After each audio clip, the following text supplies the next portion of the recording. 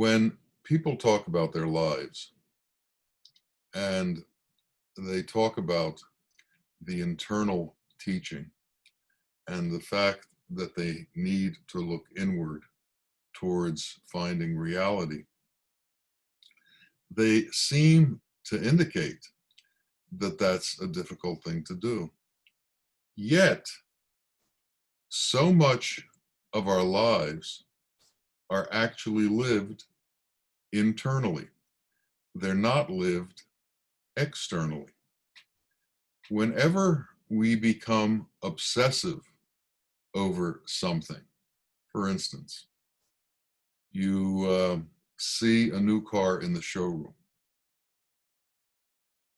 You become obsessed about the car after you leave the showroom.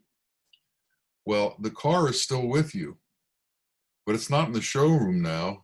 It's inside your head. So you're walking around with this car in your head on a constant basis. So we should realize that this internalization of things is something that we're used to doing, and we do it all the time. We have internal videos going on of all the things that we want, not just external interaction. Now, these internal videos that create difficulties for us indicate to us that we are in need of something, that we are lacking something. And then we put forth effort to obtain that something that we think we're lacking. And that's what lust is.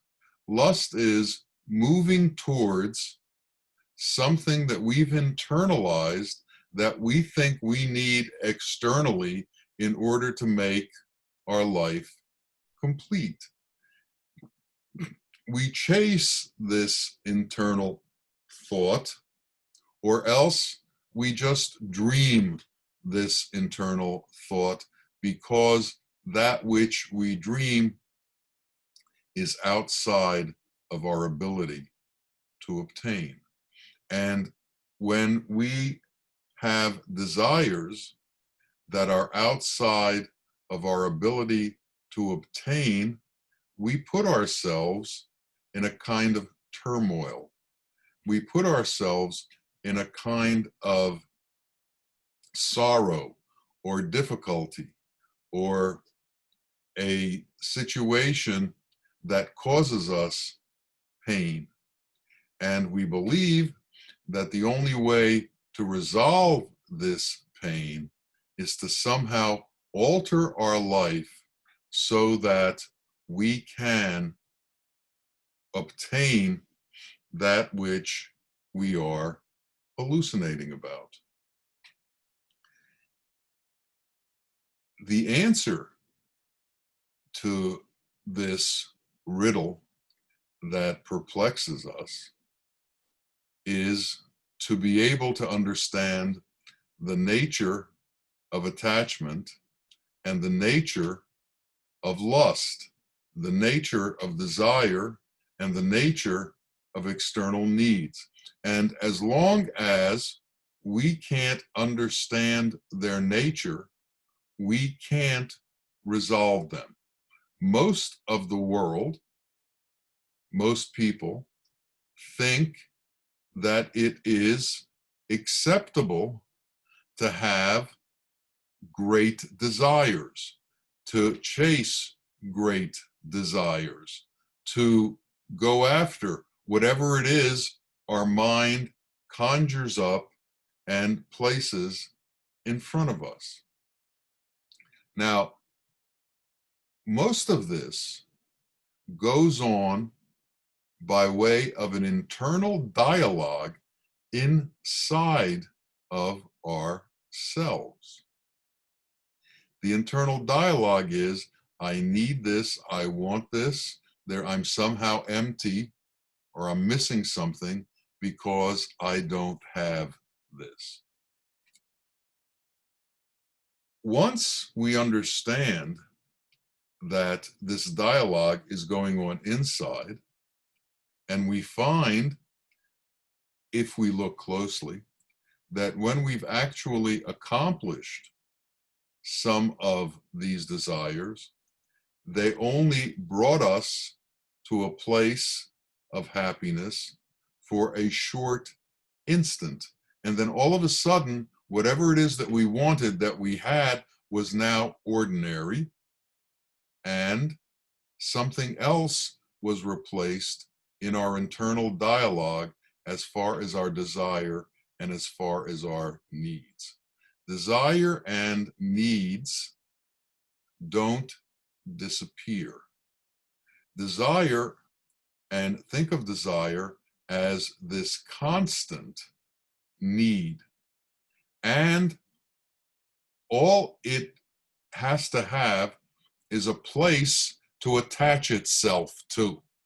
So you have this thing inside of you, all of us do, this thing called desire, that is need. And this need needs things to attach itself to. And as many things as you bring into its space that fulfill that imagined desire, the desire is separate, because the desire is the opposite of gratitude. It's the opposite of fulfillment. It's the opposite of contentment. Desire exists on its own. And until we realize that desire exists on its own, we believe that desire can be gratified through some kind of an external accomplishment. Can't be done. It's a false way of understanding desire. So we need to know that there is this fire inside of us called desire. And this fire burns up everything that we bring to it and then remains in its same state of desire. So whatever we have, whatever we bring to ourselves from this illusory world, whatever we bring to ourselves from this elemental world, will not satisfy our desire, because desire exists as an entity by itself. So what is the cure for desire? The cure for desire is gratitude. The cure for desire is understanding that desire comes from our lower self, from the elemental world, and the only way to dissipate it is to take on God's qualities that are contrary to desire, that are the opposite of desire, that find fulfillment in us. And then we'll find that gratitude and contentment don't come because of things that we have. Contentment exists not because of our grasping elemental things. Contentment exists not because of the amount of things that we have. Contentment is a state, in the same way that desire is a state. And we need to shift our being from the state of desire to the state of contentment. And we need to understand that desire is constantly looking to attach itself to something. Attachment will cause sorrow. It will never gratify us until we enter into the state of gratitude. And gratitude is a state that has no form and is attached to no form, because it comes from a place of no form. Gratitude comes from Allah, and Allah is formless. And for us to truly become satisfied, we need to integrate ourselves with gratitude. And this gratitude is for everything, for the simple things in existence. This gratitude is for the air we breathe. This gratitude is for the life that we have. This gratitude is for the love we're capable of feeling. If we can understand that shift, we will change our existence. We will change our life once we know that desire is not capable of being satisfied. People ask questions like, do I have a destiny? Are there things that are beyond my ability to comprehend? Are there things that are beyond what we can accomplish? What are the limits that are set on us? Well, a man with these questions went to see a great sheikh, and he presented all of these questions to the sheikh, and the sheikh looked at him and he said, stand up. He was sitting in front of the sheikh. He said, stand up. And he stood up. And he said, pick up one of your feet. And he picked up one of his feet. And then he said, now pick up the other foot. And he looked at him and he said, that's impossible. I can't pick up one foot and then pick up the other foot. And the sheikh said, well, I didn't tell you which foot to pick up, but you chose to pick up one foot. And when you picked up that one foot, you could no longer pick up the other foot. You made that choice. You made that decision. Instead of looking at large, overwhelming questions, look at simple things like how many feet can you pick up at one time?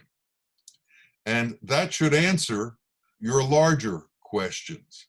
You can only do so much, and you can't even understand the limits that have been placed on you until you are confronted with those limits.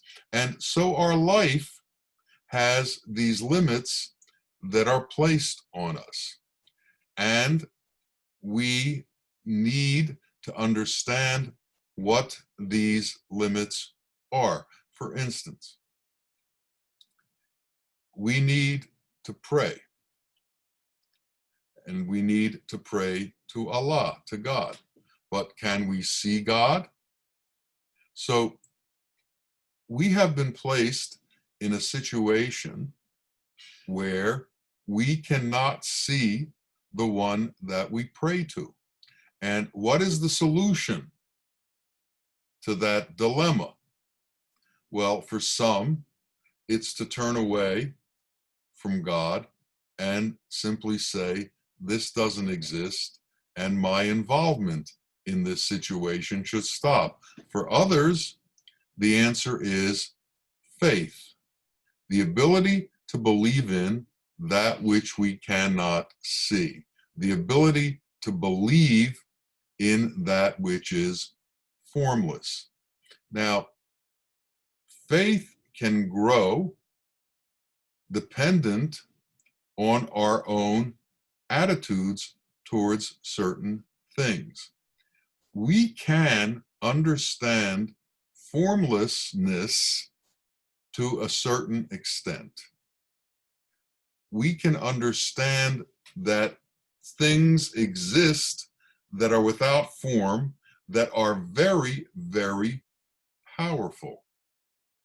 Love has no form, yet love is incredibly powerful. Love can overcome many adverse situations by the very nature of its quality. Gratitude has no form, yet it can overcome difficulties such as desires and needs. Compassion has no form, yet when you feel compassion, it can overcome things like anger and hastiness and jealousy, deceit, vengeance. All of these things can be done away with compassion. So we can understand within the framework of our life that there are many things that are without form that we are involved in on a regular basis, and these things without form create situations in our life that either help us or hinder us. Anger is also without form, yet it activates in a possibly terrible way. So we know that things exist without form. We've lived them. We've experienced them. So even though we cannot see God, we can understand that form doesn't have to take place for God to exist. God can exist without form, just as love can exist without form, just as compassion can exist without form. This should add to our internal faith. And when we are told that within us, in our heart, God has placed a portion of himself within us, God has placed all of the prophets and all of the ketubs and all of the holy ones within us, we need to understand and believe that. And let's think about that for a moment. The prophets are a certain state of consciousness. The ketubs are a certain state of consciousness. Those states of consciousness exist within us. And if we can attach ourselves to those states of consciousness, we can move into those states of consciousness. And the higher our consciousness goes, the more that we can understand. Now, as a gift to humanity, Allah has sent manifest consciousness. In other words, he sent divine consciousness in the form of man into creation. And if we're fortunate enough, we will meet this divine consciousness, and it will be proof to us that this divine consciousness exists. And as we watch this manifest consciousness, which has a name, because that's what we do in this world, we name forms. If we look at this divine consciousness, we will see the qualities that are formless come across in actions that have form to them. And this is the purpose of the teacher, to become a mirror for that part of you that exists that you're not conscious of, that your consciousness hasn't risen to. And when you can interact with that consciousness and you can see that consciousness, you can then act as that consciousness acts and be as that consciousness is. And as you begin to act with the qualities that that consciousness has, because you learn the way to act through your interaction with that manifest consciousness known as the sheikh or the guru or the teacher, you become altered. You become cognizant of what's essential in this life and what's not essential in this life. You become cognizant of that which is truly important. And you also get to see that these elevated states of consciousness do in fact exist, and they are capable of coming into being. And that is what gives us the hope and the faith and the certitude that we can all also come to that place. One of the great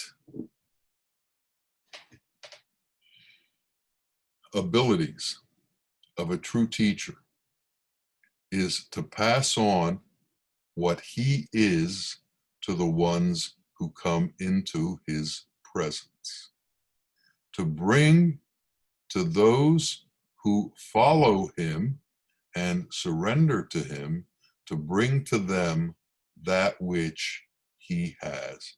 So he doesn't give you material wealth. He doesn't give you elemental wealth. He doesn't give you things in this world. He doesn't give you illusory wealth. He doesn't give you from illusion, although he could, but he doesn't. What he gives you is from the qualities of God, and he gives them to you to cure all of your diseases that come from your attachment to this world, to the point, God willing, that all of your diseases are cured and you become a true man, a pure man who is no longer pushed and pulled and thrown around by the elemental forces of illusion. So when you see that car, it doesn't have an effect on you. When you see that house, it doesn't have an effect on you. When you see that woman or man, it doesn't have an effect on you. So that all of a sudden, the powers of the elemental world no longer have an effect on you, no longer push and pull you. And when that happens, your faith becomes stronger because your connection to mercy and compassion and love and kindness become stronger. And as they become stronger, your own consciousness elevates and you feel more content. You feel more at ease. You feel more at peace. Salam, peace, is one of Allah's names. As you integrate into Allah, peace will come to you because you've come to him. And when you come to him, he comes back to you tenfold. So our faith has to grow. And what Allah's done is he's given us intermediaries between himself and this world to help us make that leap towards him, to help us make that leap towards the truth. And that leap is what we have to make. We have to plunge. We have to be unafraid. Our desire, which used to be for the elemental world, has to be shifted to our desire for the non-elemental world. Our desire has to be towards Allah. And we have to have the courage to chase that which we cannot see.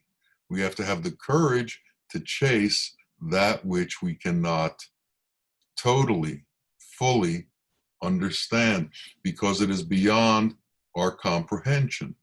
But we are constantly given clues to its existence, and we are constantly shown ways that it interacts with our lives and what it does to us when we are capable of having it interact with our lives. Nasruddin was riding his donkey at a fast clip, and he came into a large group of people and said, "Why are you riding so fast?" And he said, "I lost my donkey. I can't find him." And they said, "But you're riding him." He said, "What do you, if I'm riding him, why are, then you're telling me that I already have my donkey and he's with me?" And they said, "Yes." And he said, "Well, why are you always saying I have to find God? Because God is already with you." It's like the fish in water that asks, "What is water?" This constant repetition of asking about that which is in front of our nose, we have to get a hold of that somehow. We have to be able to begin to differentiate that which is real and that which is illusory, that which is hak, the reality of our Lord, and that which is this illusory world. And we have to make a stand that our attachment is going to be towards God and not towards the world. Every attachment that we have towards the world is going to bring difficulty into our being. Every attachment that we have towards God is going to bring resolution to all of our difficulties. It's going to cure the diseases of our heart. It's going to cure all of our trauma and all of the things that we find difficult. There's a line from some pop song recently: "When you ain't got nothing, you got nothing to lose." And there's an incredible reality to that. If you have no attachments to anything, you have nothing to lose. And if you have nothing to lose, all the fear that comes because of anticipated loss is gone. You no longer are involved in trying to preserve and protect, because you understand the non-reality of all of it and you let go. So in letting go, you resolve the problem that comes with holding on. It seems so simple, yet it's so incredibly difficult. When a fisherman goes fishing, he throws a hook with a worm on it, and the fish sees the worm but doesn't see the hook. And when it bites, it's caught. And this hook is not so easy to get out of, because not only does it go in, it has another barb that goes the other direction, so it's almost impossible to get off. So anything that we see in the world looks beautiful and looks like we need it or we want it, but then we don't understand the complications that come with it. For instance, a beautiful woman or man may be insane. And once you bring them home, the relationship will drive you absolutely crazy. Yet you thought you really wanted it. And it's like that over and over and over. The world is dressed to entice you, but within all of these enticements, barbs exist that hold us in place once we bite. So we have to begin to look at our life rationally and with an understanding of how all of these things work. And when we ask ourselves questions, we also have to understand how many answers we have already been given and how many things we already understand. We understand the nature of things that have no form. We understand their strength and their power. We understand they exist. Let's take it to the next step. Even though we don't see God, we know He's here. We know He's available to us, and we know He's available to us at every moment. And our faith has to grow based on these experiences. Our faith has to grow stronger and stronger. And with our faith growing stronger, our certitude has to go stronger. And soon it is these non-elemental qualities that will become the flowers of our life. It is these non-elemental qualities that will become the nourishment for our life. It is these non-elemental qualities that will bring our consciousness to transcendent levels. And it is these non-elemental qualities that we participate in that will bring us closer and closer to Allah, closer and closer to truth, closer and closer to reality. And we all have been given glimpses of it. So it's not like we haven't been shown anything. We've all been shown a lot, and we've all been shown the way. The point is, we have to take that route and go that way and understand that this world is constantly throwing elemental situations in your way. For instance, the world tries to separate us from each other. They tell us that skin color separates us. They tell us that religion separates us. They tell us that languages separates us. They tell us that stature separates us. They tell us that features on our faces separate us.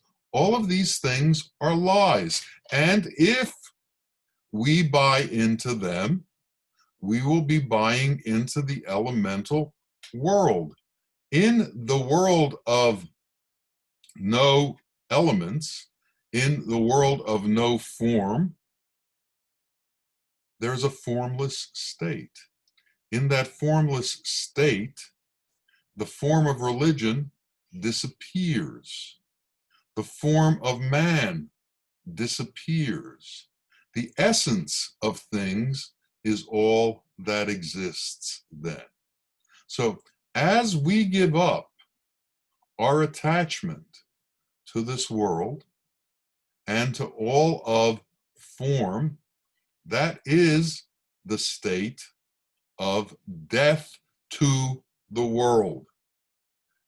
That is the state of release from the attachments of the world. That is the state of giving up our attachment to all of these things that control us and make us robots.